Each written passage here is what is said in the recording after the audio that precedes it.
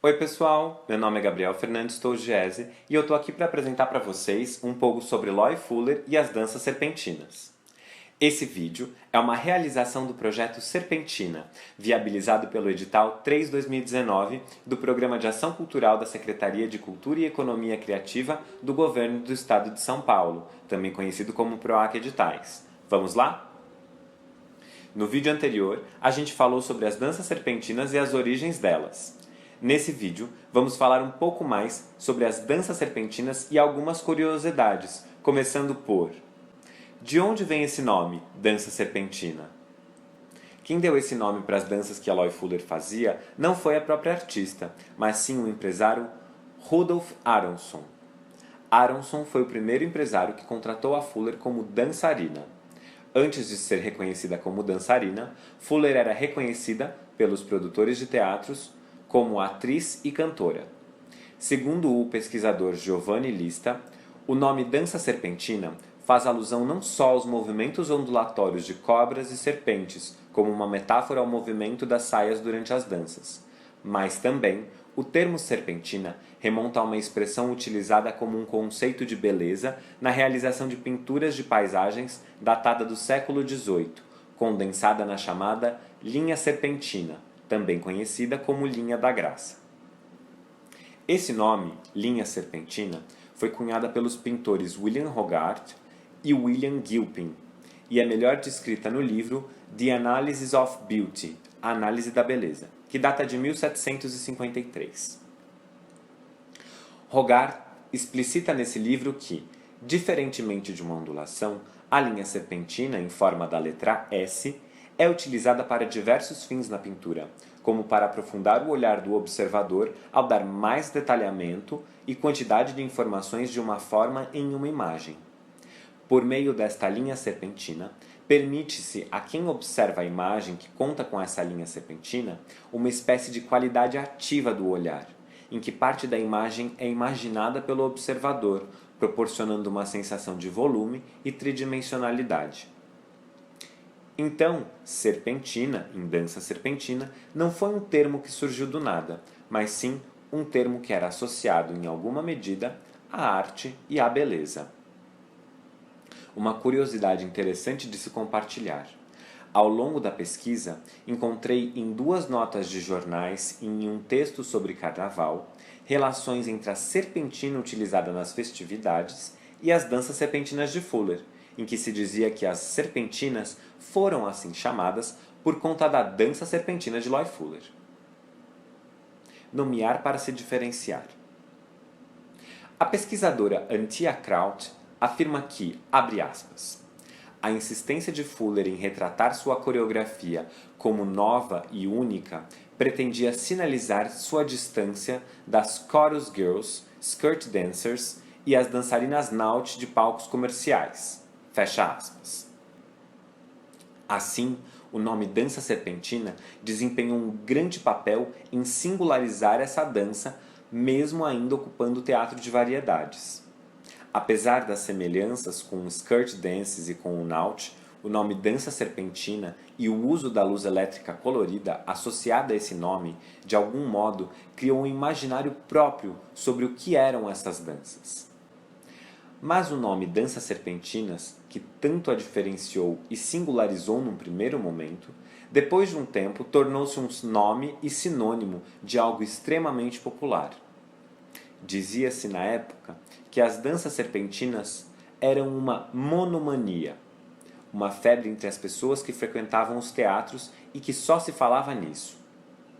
Como eu disse no outro vídeo, começou a ter dança serpentina de tudo quanto é jeito, plagiadas por pessoas que diziam ser a própria Loy Fuller, imitada por pessoas que se diziam discípulas da Loy Fuller, imitada por comediantes, por acrobatas dependurados, em cima de cavalos, em jaulas com leões, debaixo d'água, feitas por cachorros e tantas outras. Assim, o nome Danças Serpentinas, ao longo dos anos após a estreia da Loy Fuller em 1892 em Paris, passou a ser associada mais a gêneros de danças acrobáticas feitas apenas em circos. Conforme li em algumas notas e notícias da época, o nome Danças Serpentinas parece ter se tornado um sinônimo de performances de baixo calão.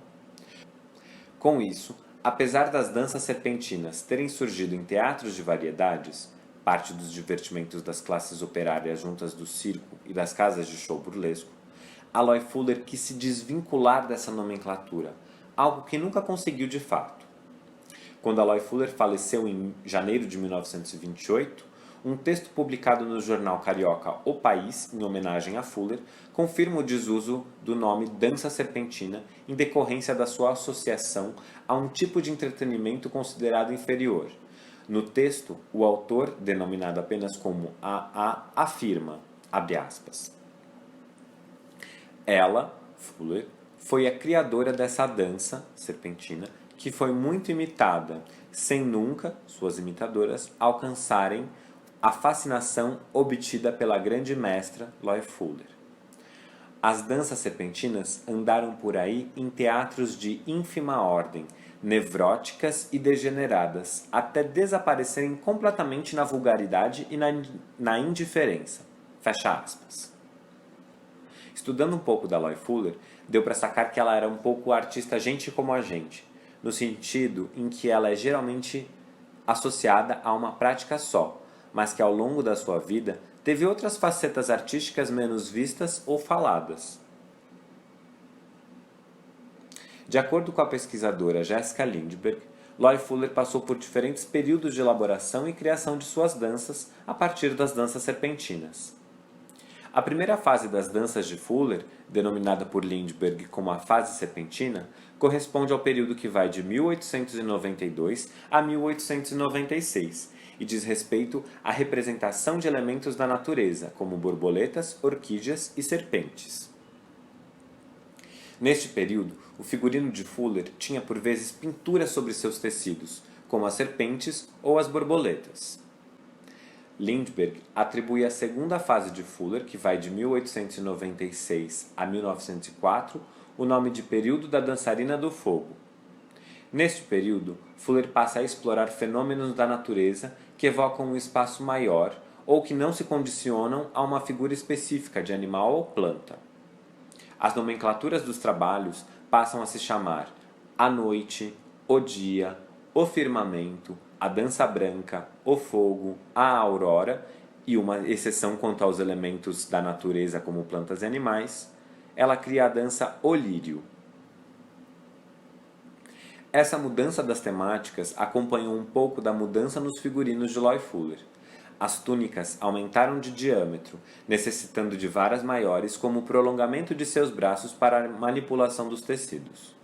Além dos figurinos, nesse período, Fuller aprimorou seus aparelhos e aparatos de luz e desenvolveu filtros específicos, como um disco com 8 filtros de luz coloridos que fazia transição de cores em um único refletor. Nota-se que esse período é posterior à peça Salomé de Loy Fuller. A artista não deixou de atuar como atriz depois de se tornar reconhecida como dançarina. Em 1895, por exemplo, ela encenou a peça Salomé e criou para esta peça uma dança do fogo. A peça foi depreciada pelos críticos da época. Anne Cooper Albright, pesquisadora de dança e de Loy Fuller, descreve um pouco mais sobre as encenações feitas por Fuller sobre Salomé e argumenta sobre a importância de tais montagens na carreira da artista, principalmente sobre o caráter feminista de tais peças. Além dessas duas fases, das danças serpentinas e das danças de fogo, Jessica Lindberg ainda pontua outras fases de Fuller.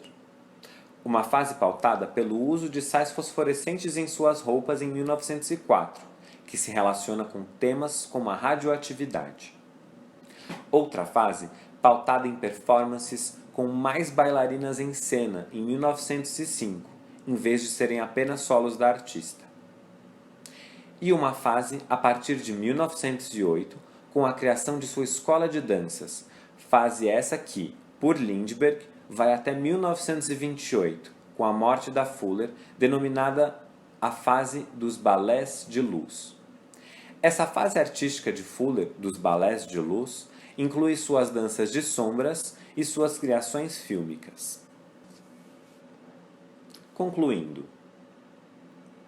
Apesar de ser associada quase que exclusivamente às danças serpentinas, Loie Fuller desenvolveu ao longo de sua carreira outras formas artísticas, que vão de bailados a experimentações em filmes, passando por suas variadas contribuições à iluminação cênica e entre outros territórios das artes e humanidades.